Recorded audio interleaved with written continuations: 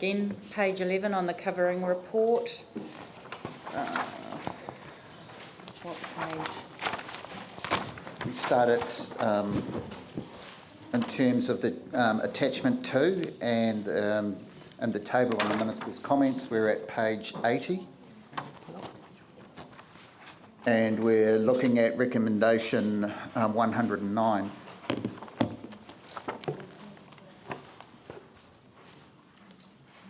On the whole, the Minister's comments are relatively minor and address mostly mechanics.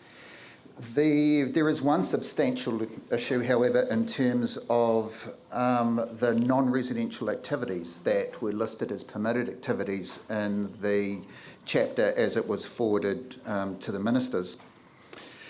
The comments, or the Crown's comments, have asked that the provisions for non-residential activities be pretty much the same as those that were in the Central City Recovery Plan, where the approach that the Central City Recovery Plan took was quite restrictive to non-residential activities.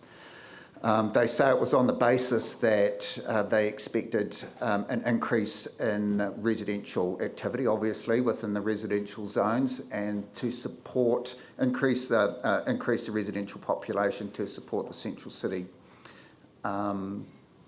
business zones. And with it as well, that the activities that might have established as permitted activities in the Central City living zones would be better located within the Central City business zones.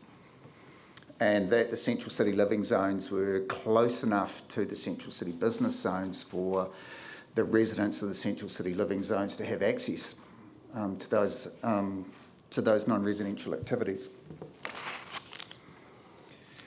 Specifically, we undertook a review, and specifically within this recommendation 109, permitted activities for preschools, for spiritual facilities, for education activities, for healthcare facilities, for veterinary care facilities, and for places of assembly have been deleted as permitted activities under the structure of this plan, and it would be commensurate with the CCRP, as I understand it, that resource consent applications to establish these activities would then default to a discretionary activity. In terms of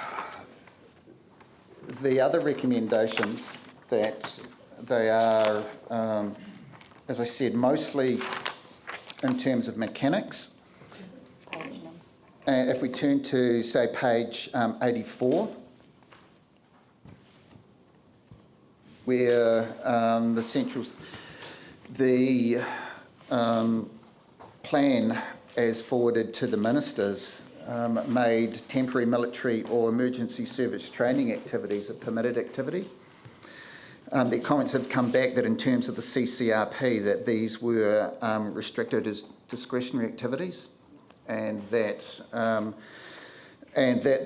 they thought that they should be provided for as restricted discretionary activities. The officer's reasons saying that, well, for the sake of consistency with the CCRP, for the sake of consistency with the CCRP, they could be deleted as permitted activities and returned as restricted discretionary activities.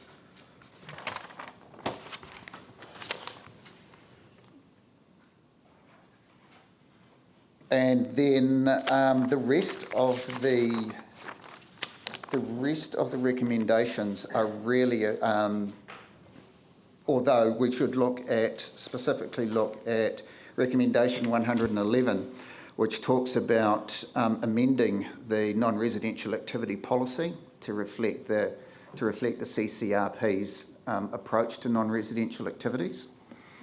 And that is the recommendation that I've made here, and that there are some quite substantial amendments to policy, 13.1.1.1.2, and that there are quite a number of, it's changed the theme, if you like, of the policy from one of being enabling of residential activities to one of controlling them, so as to support the recovery of the central city business zones and to support the recovery of the residential zones. And from there on, from page 85 through to page 86, through to page 203, there are just issues of mechanics, the way the rules have been set out. And the Minister's views on how they could be consolidated, most of which have been taken up. The one that they have recommended a restructure of some of the built form standards into permitted activity standards. I don't want to delve too deeply into it, but my analysis is that wouldn't suit or does not suit the residential zone structure of the wider city plan, and that the structure that has been recommended to the ministers originally is closer to the wider suburban residential zone structure, and that it should be maintained. All right. Generally good, or Paul, Glenn, you looking worried? Just the implications of this. So, as you said, for, say, churches? That's correct. Give me a scenario there. The scenario there might be that they would that instead of establishing within the central city living zones themselves, they'd be more encouraged to establish within, say, a central city mixed use zone or a business zone itself. Okay. Now, I guess the geography of the central city is such that most of the central city living zones are, or all of the central city zones are within convenient walking distance of the central city business zones as well. So there is some, I think there is some logic to the minister's comments.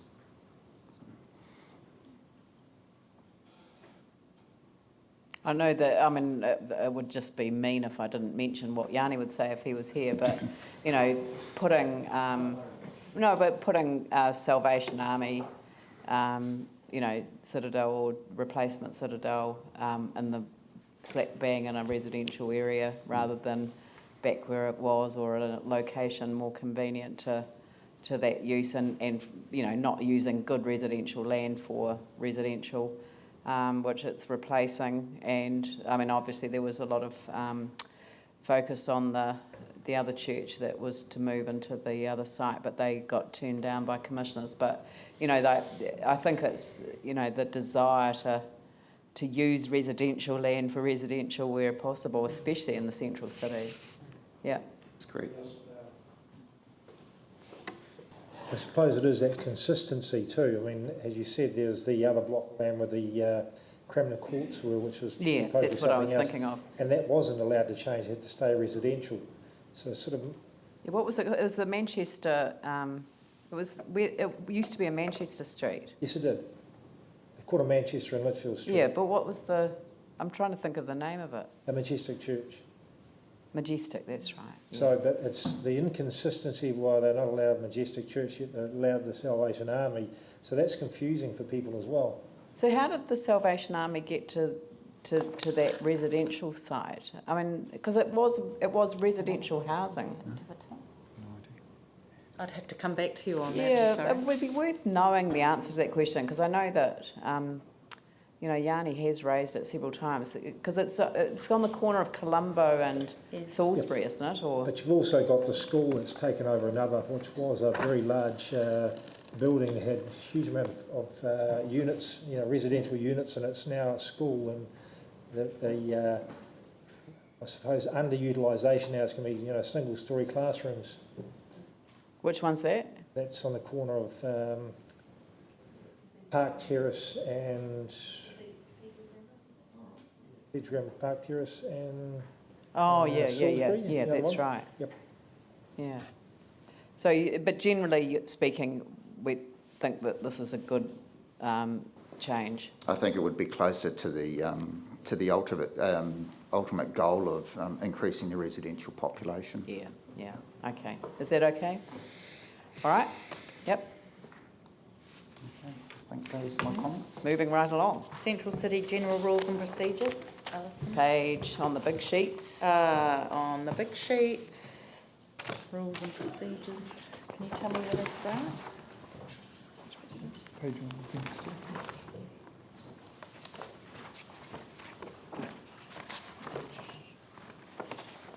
one, Oh, 121. I really wished I'd gone through and tabbed these. What order is it in? What's after? Is it So, after living? Is it after? Page 118. Sorry? 118. 118, right. I was miles away. But as we have our acoustic consultant here today, I might ask if we do the noise section first, so Marie can walk you through what the significant changes there, and if you have any questions. The noise section. Yeah, we have Stuart Camp here. So which page is So what page is that? 125. Page 125, recommendation number 166. Right. So for the noise section, we have recommendations 166 to 169, which are on pages 125 to 126. Now, all in all, the comments from the ministers were quite minor, but we'll have to give you a background of some things that we've done here. To give you a better perspective, I'd like to refer you to the planning maps. On the overlay, it doesn't have a page number, but if you count from pages from 1 to 7, 7th including the cover page, and it's called the Central City Entertainment and Hospitality Precinct Overlay Planning Map. It's on the 7th one, including the cover page. What's the planning map number? There's no planning map number, it's an overlay. It's Central City Entertainment and Hospitality Precinct Overlay. Which one of, sorry. Oh, and the planning maps one, not the natural hazards one. Yeah, the Not planning the map. natural hazards map, the actual planning map, but it doesn't have a planning map number. So if you count to the 7th page, including the cover.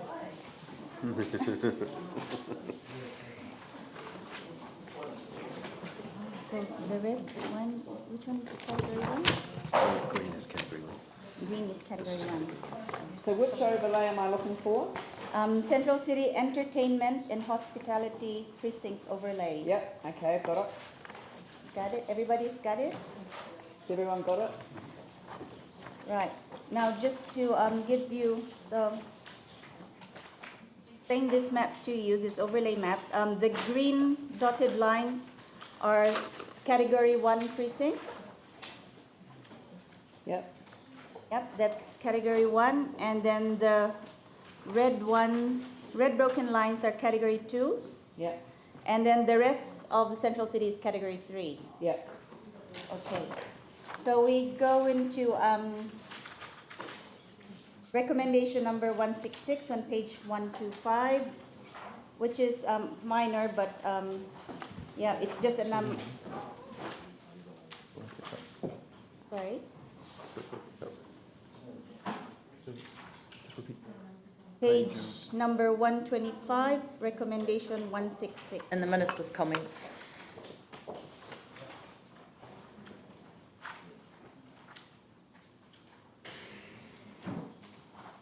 So the minister's comments on that recommendation is just to provide greater rationale in the section 32, which we have accepted. To explain this, because recommendation 166 and 167 are related, and you'd need that overlay map to understand it. What the Central City Recovery Plan did was to introduce amendments to the city plan. And what they had done was that there's a permitted standard for each category precinct.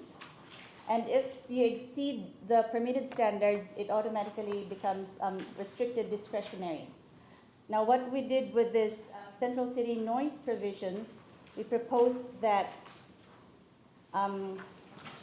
if you exceed the permitted standards by 10 decibels or less, it is restricted discretionary. But if you exceed it by more than 10 decibels, by more than 10 dB, it becomes a non-complying activity. So this has been supported by the ministers that we introduce a non-complying activity.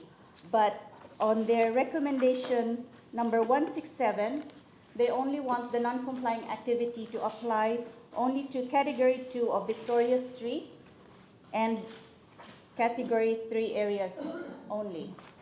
So that means the Category 1, which is the green dotted lines, and the Category 2, the red dotted lines in the Central City core zone, will become restricted discretionary if it exceeds the permitted standards. There are no non-compliant activities for those precinct areas. And So what does that mean in a rules basis? You know, what does that mean? You have to apply for non-complying. You can't. No, If you exceed non-complying. more than 10 decibels, what she's saying, it becomes non-complying. So non-complying activity has to be assessed against the whole of the Resource Management Act and the policies and objectives and the plan. Yeah. It's the highest barrier, in a Yeah. sense, of consent to get. The sound barrier. Not quite getting it. I thought there was actually different noise ratios for the Central City part as opposed to Victoria Street. By the look of this map, they're the same. They are, it's essentially the same. There's some slight differences in hours, but the limits are the same. The hours, and where do I find the hours? You'd have to go back to the rules. Here we are. Can you tell them where to find it in the plan?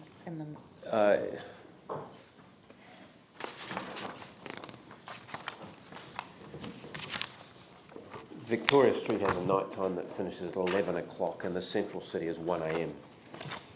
That's from the noise ratio perspective.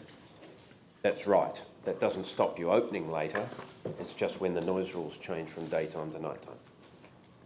And So does that mean if a bar has a queue outside, which is quite a big queue, and it's making a considerable amount of noise, would that be regarded as non-compliant? If they're queuing on the street, then no, because they're not part of your site. But you deal with that with liquor licensing and the likes. If that becomes a problem, you simply object to it next time they try to renew their liquor license. can I say, yeah, it's in page 248 of the stage 3 proposal. 200. 200. 248. 248, 248. the table 1 noise standards for each category.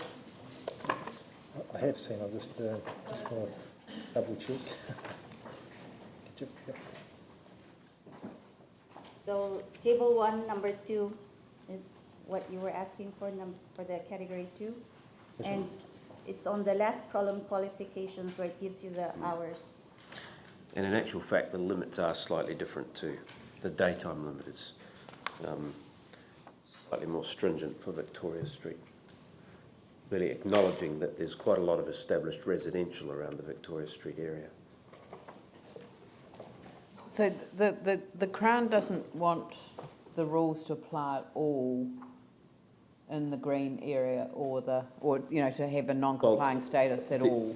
That's Is that right. right? So the issue is, and this is something we've proposed district-wide, not just Central Yeah. City, is that is a gradation from permitted to discretionary to non-complying. The idea being that if you don't have that, it means you could have an amplified rock concert somewhere that produced enormously high noise levels and it's still only a discretionary activity. Yet the effects are much, much greater than something that's only marginally above the rules. So we think it's important to have that gradation, that But once if you you get... had a restricted discretion, you could resolve that, couldn't you? Yes, except that restricted discretionary is, if you like, is a fairly cursory look at your application. Your discretion is limited to simply noise. If it becomes non-complying, you can still do it, but it's a much bigger ask.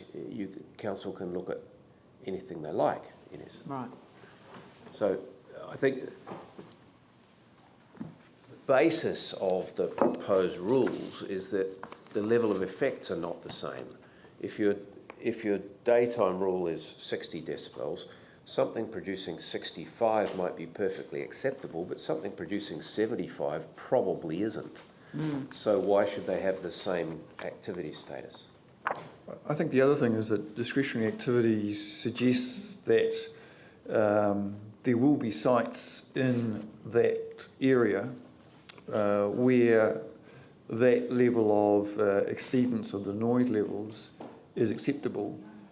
Quite right. But a non-compliant activity suggests that in most cases, an exceedance of that noise level, of, in this case, that extra 10 dBA, is not acceptable. So it's quite important when you're using either discretionary activities or non-compliant activities to make that distinction.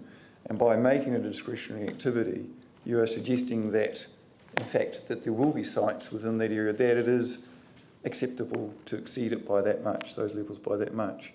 And I think what's being suggested here is that, in fact, in most cases, it won't be acceptable to exceed it by that much. Just on that, you say 75 may not be acceptable, but I see Victoria Street, the hours from 11 o'clock through to 7 in the morning, the maximum is 75 decibels. Yes, but that's like a one-off maximum. That's not a continuous level. Am I right assuming that it doesn't actually apply to the outdoor areas? Do that? It doesn't apply to people in outdoor areas during daytime. The daytime. So up till 11 o'clock at night, the people in your outdoor area don't get counted. Right? After 11 o'clock? After 11 they do, yes.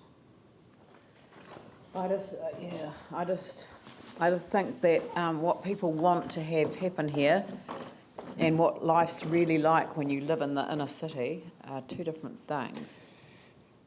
Well, these noise rules are reasonably lenient, particularly. I'm actually saying that if you talk to anyone that lived in the apartment block on the other side of the river, so not even inside the frame, on Cashel Street, and that yes. Bridgewater.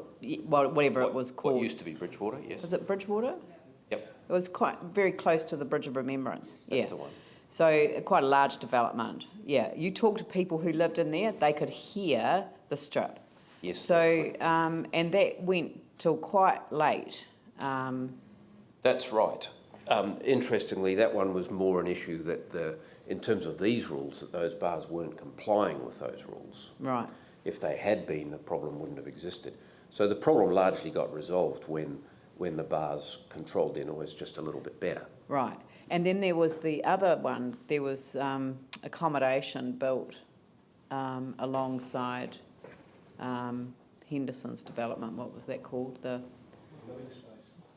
No, the lane, you know. Oh, yes. Poplar, no, not Poplar, the one. Soul Square, thank Soul you. Square, South yes. of Litchfield. Yes. Yeah. Yeah. Yeah. Yeah. Yeah. So there were lots of complaints out of there. Yes. Yes. Although I think some of the complaints there happened after the ownership changed and they no longer owned the bar as well as the apartment. Right. Some of those problems are really more because premises are not complying with the noise rules more than the noise rules being wrong. Okay. So I'm satisfied the noise rules are okay. The Minister's comments simply relate to the non-complying status. I think it's important. The comments here are absolutely right. A discretionary status almost says we expect this to happen, and a non-complying status really says we expect this not to happen. It doesn't say you can't, but it's a much tougher ask.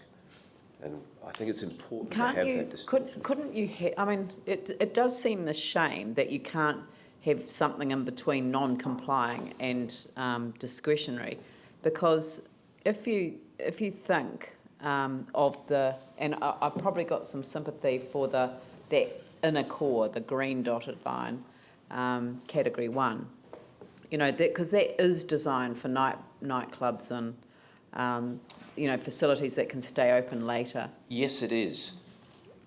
They already have a more lenient rule to start with, and it's a relatively small area.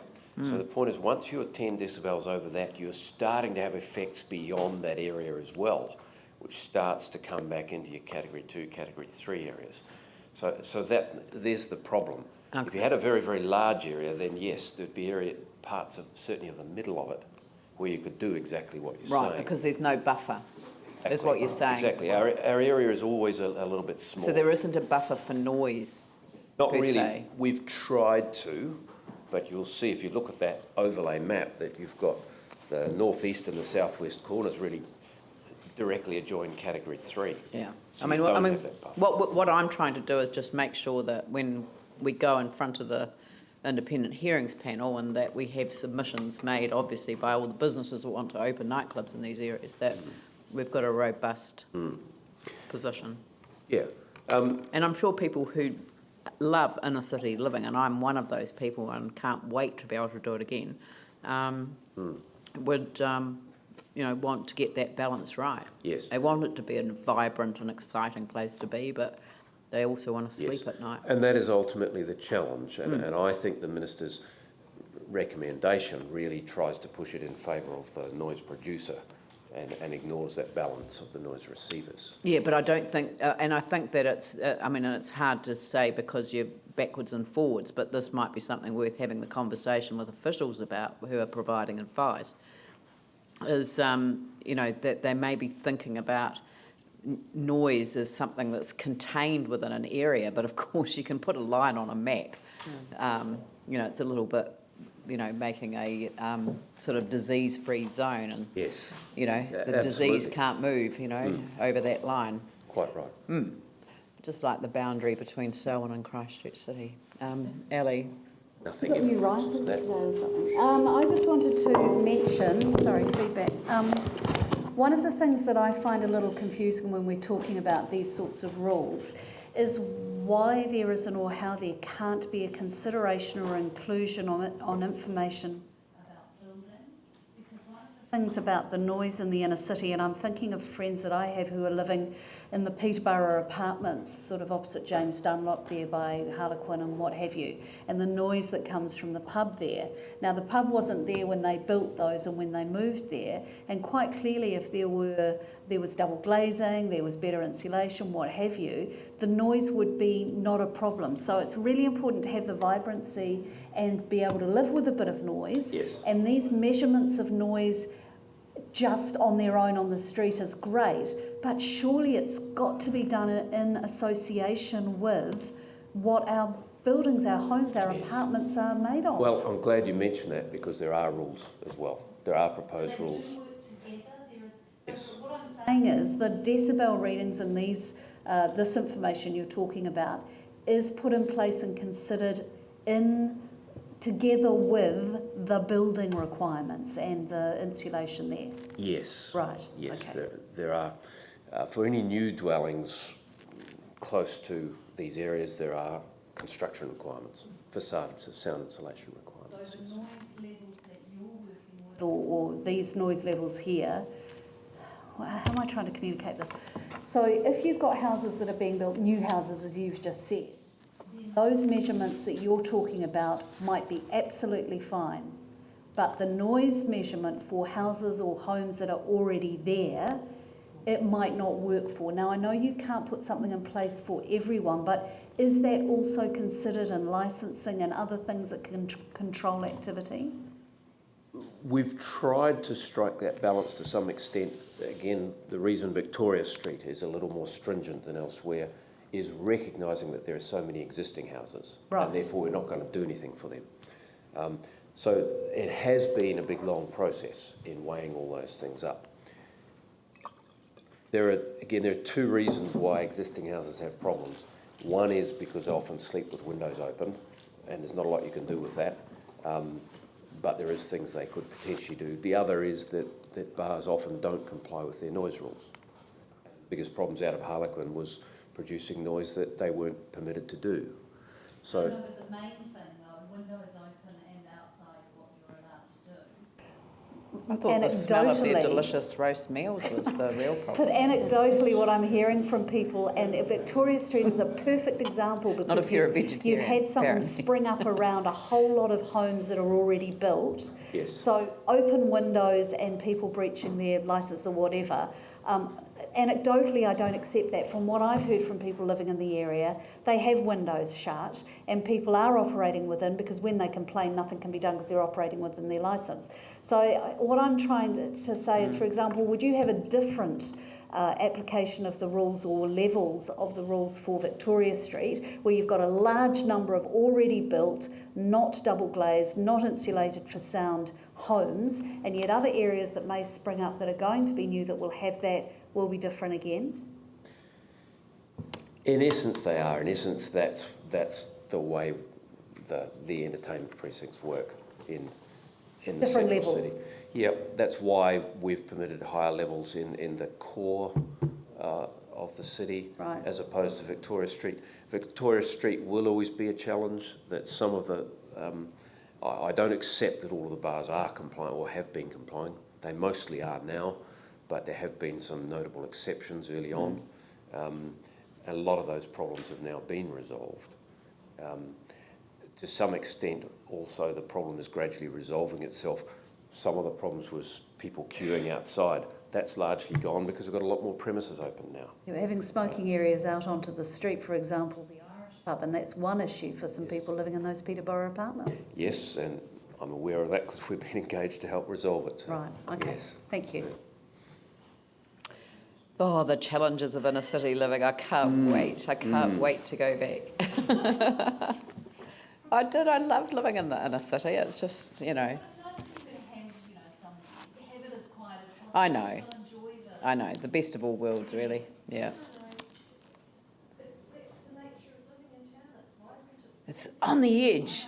No whinges. All right. No, that's good. Thank you. Thank you for that. Yes, so that covers our recommendation 166 and 167 about the non-complying activities. Yep. And then there's recommendation 168, which is very minor, and 169 also, we've accepted with minor amendments. Yeah. On that that overlay map, just renaming the title. It used to be Central City Noise Overlays Planning Map. Yep. So we just changed the name because the sale of alcohol is also using this map. Okay. Yep. And, yep. And it's now consistent with the December 2014 version of the Central City Recovery Plan. Right. Okay. All right. Thank you. Brilliant. Now, look, it's we haven't stopped for a cuppa. Do you want to stop for a quick cuppa? Do you want to just grab one and bring it back and keep working, or do you want to stretch your legs and stretch your legs? All right. So we'll start again at 4 o'clock. So grab your cuppa, come back in.